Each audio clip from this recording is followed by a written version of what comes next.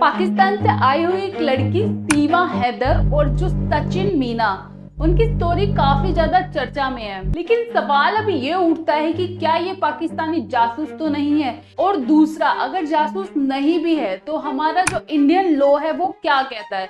क्या कोई भी पाकिस्तान से उठकर हमारे देश में ऐसे आके रहने लग जाएगा?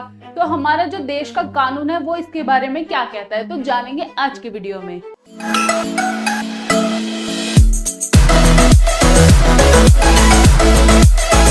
तो ये कहानी शुरू होती है 2020 से, जहां पर सचिन और सीमा एक गेम पबजी को खेलते हुए ऑनलाइन खेलते हुए मिले थे। अब लगभग 2 महीने तक उन्होंने गेम खेला और उसके बाद 2 महीने बाद उनके जो फोन नंबर्स है वो एक्सचेंज हुए और उसके बाद वीडियो कॉल स्टार्ट हुई। धीरे धीरे दोस्ती से लेके प्यार में बदल गया। अब सीमा थी ऑलरेडी शादीशुदा और 4 बच्चों की माँ थी ऑलरेडी।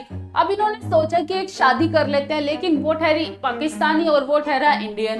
तो अब ये कैसे पॉसिबल होगा? सबसे हैरानी की बात तो ये है, देखिए ना ही सीमा ज्यादा पढ़ी लिखी है ना ही सचिन ज्यादा पढ़े लिखे है। वो लड़की पाकिस्तान से लेकर इंडिया तक आ जाती है। और दूसरी हैरानी की बात यह है, पहले एक बार आती है, फिर सचिन से मिलकर देखभाल कर कि भाई कौन सा कैसा बंदा है, किससे मैं शादी करने जा रही हूँ, वो सब जांच पड़ताल करके फिर से पाकिस्तान जाती है और फिर अपने बच्चों के साथ दोबारा से आती है। और ये लड़की पाकिस्तान से पहले दुबई आती है, फिर दुबई से सीधा नेपाल आती है और नेपाल से इंडिया आती है। इतना सब कुछ सिर्फ एक लड़की जो कि 5वीं पास है वो कैसे कर सकती है? और चौथी हैरानी की बात तो ये है कि इसके पास 4 फोन मिले और लगभग बहुत सारे सिम्स मिले।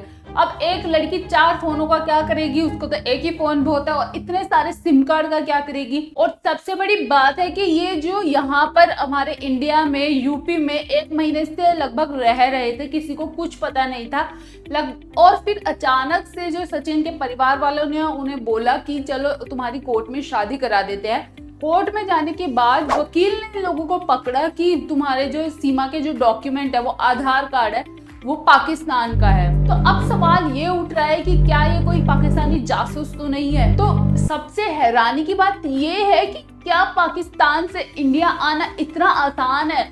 और अगर कोई बंदा इंडिया से पाकिस्तान या पाकिस्तान से इंडिया आ भी गया है तो उस पर कौन से कानून लागू होते हैं? तो सीमा ने हमारे मोस्टली जो 4 से 5 एक्ट है उनका उल्लंघन किया है। सबसे पहला आता है सिटीजनशिप एक्ट। तो सिटीजनशिप एक्ट के अकॉर्डिंग अगर कोई भी पाकिस्तानी या कोई भी फॉरेन नेशनल इंडिया में घुसता है कोई भी इलीगल ट्रैवल डॉक्यूमेंट के साथ या कोई भी अवैध जो वीजा है उसके साथ, तो उसको 2 से लेके 8 साल तक की जेल हो सकती है और दूसरा उसको 10,000 रुपए तक का फाइन देना पड़ेगा। तो अब दूसरा आता है इंडियन पासपोर्ट एक्ट। तो इंडियन पासपोर्ट एक्ट के अकॉर्डिंग अगर कोई भी रिलीजियस माइनॉरिटी या तो कोई पाकिस्तान से हो या बांग्लादेश से हो, इंक्लूडिंग क्या क्या हिंदू, सिख, जैन, बुद्धिस्ट, क्रिश्चियंस और पारसीज, अगर वो इंडिया आना चाहते हैं और उसकी इंडिया की सिटीजनशिप चाहते हैं तो उनको इंडिया की सिटीजनशिप मिल सकती है। लेकिन यहाँ नोट करने की बात ये है कि यहाँ पर कहीं भी लिखा नहीं हुआ है कि मुस्लिम भी इंडिया आ सकते हैं और उनको इंडिया की सिटीजनशिप मिल सकती है।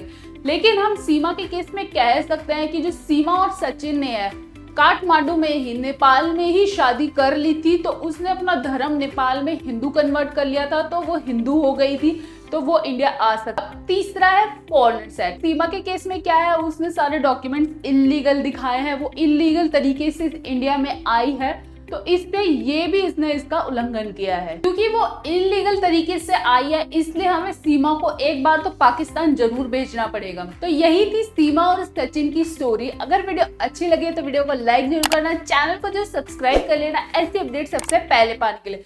चलिए मिलते हैं अगली वीडियो में।